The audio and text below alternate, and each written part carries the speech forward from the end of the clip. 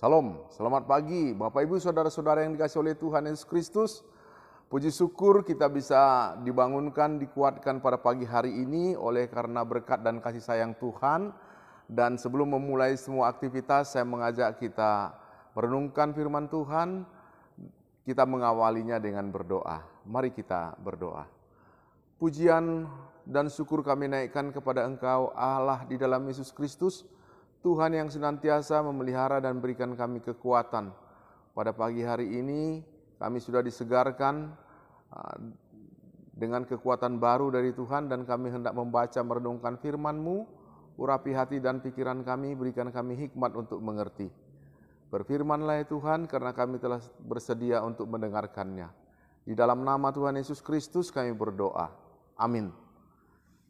Salam Bapak Ibu Saudara-saudara, pada pagi hari ini kita bersyukur firman Tuhan yang saya hendak bawakan kepada kita adalah dengan tema serahkanlah rencanamu kepada Tuhan. Dari bacaan ayat Amsal 16 ayat yang ketiga. Amsal 16 ayat yang ketiga yang berbunyi demikian. Serahkanlah perbuatanmu kepada Tuhan, maka terlaksanalah segala rencanamu. Bapak Ibu, dari ayat ini mengatakan serahkanlah segala perbuatanmu. Apa yang kita pikirkan ketika kita mendengar kata serahkanlah? Bapak Ibu, menurut Kamus Besar Bahasa Indonesia, kata serahkanlah itu sama artinya dengan memberikan, membagikan, atau mempercayakan diri dan mempercayakan nasib kepada sesuatu, atau pasrah kepada Allah. Dalam kata serahkanlah itu artinya kita melepaskan sesuatu milik kita dan memberikannya kepada orang lain.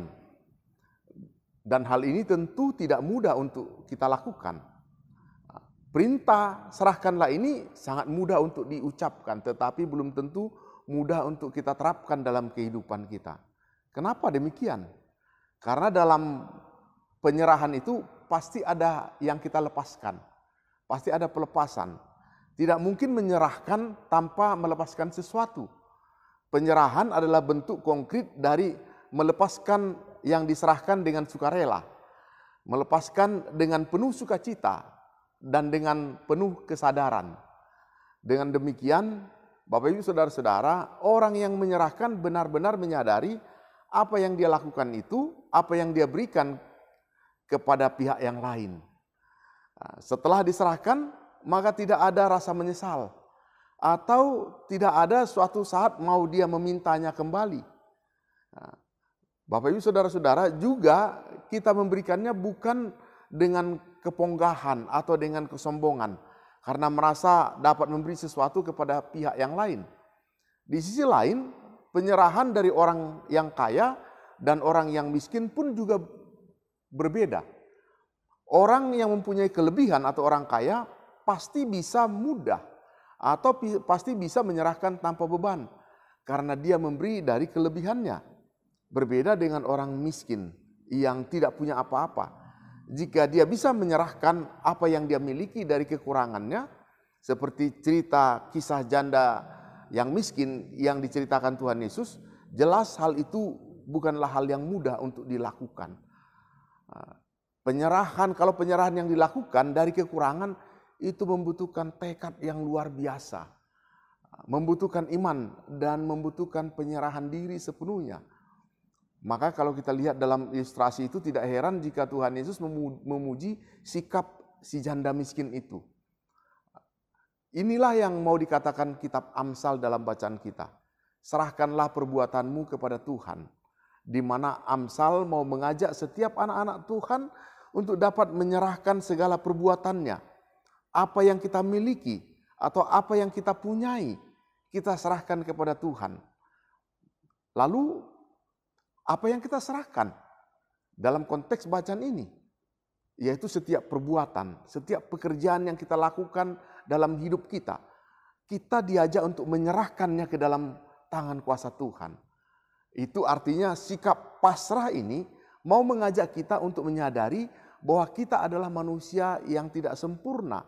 Sehingga kita membutuhkan pertolongan Tuhan dalam setiap apa yang kita perbuat. Seperti yang dikatakan oleh Yakobus. Yakobus mengatakan, jadi sekarang hai kamu yang berkata hari ini atau besok kami berangkat ke kota Anu, dan di sana kami akan tinggal setahun dan berdagang serta mendapat untung. Sedang kamu tidak tahu apa yang akan terjadi besok. Apakah arti hidupmu? Hidupmu itu sama seperti uap yang sebentar saja kelihatan lalu lenyap. Sebenarnya kamu harus berkata, jika Tuhan menghendakinya, kami akan hidup dan berbuat ini dan itu. Yakobus 4 ayat 13 sampai yang ke-15. Begitu juga Salomo menuliskan dalam kitab Amsal, mengatakan banyaklah rancangan di dalam hati manusia, tetapi keputusan Tuhanlah yang terlaksana. Amsal 19 ayat 21. Bapak Ibu saudara-saudara yang dikasihi oleh Tuhan, manusia boleh berencana, tetapi Tuhanlah yang memutuskan. Yakobus dan Amsal mau mengingatkan bahwa kita manusia bukanlah siapa-siapa. Meskipun kita mampu berusaha dan merencanakan banyak hal, tetapi Tuhanlah yang memutuskan.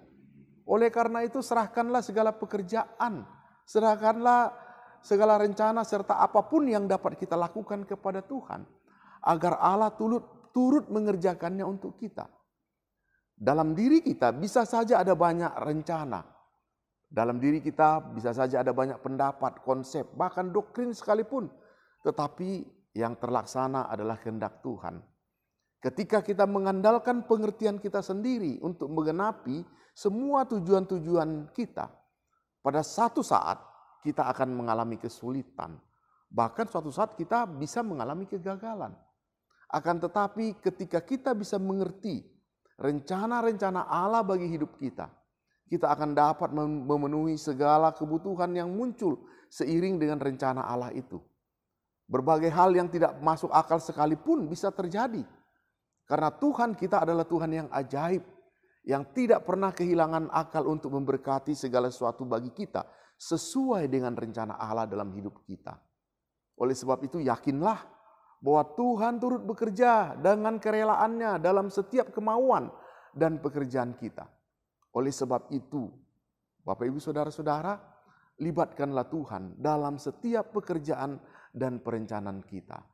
Tuhan memberkati kita. Demikian firman Tuhan, terpujilah Kristus. Amin. Mari kita berdoa. Firman-Mu yang senantiasa mengingatkan kepada kami dalam hidup ini agar kami menyerahkan semua perbuatan kami supaya Tuhan meluluskan sehingga menggenapi apa yang kami rencanakan dan mengabulkannya. Oleh sebab itu firman-Mu kiranya senantiasa meneguhkan kami, mengingatkan kami sebagai manusia yang papa, yang penuh dengan kekurangan dan kelemahan, selalu menyandarkan hidup hanya kepada Tuhan. Terima kasih atas firman-Mu, berkati kami dalam tugas pekerjaan kami selanjutnya. Di dalam nama Tuhan Yesus Kristus kami berdoa. Amin.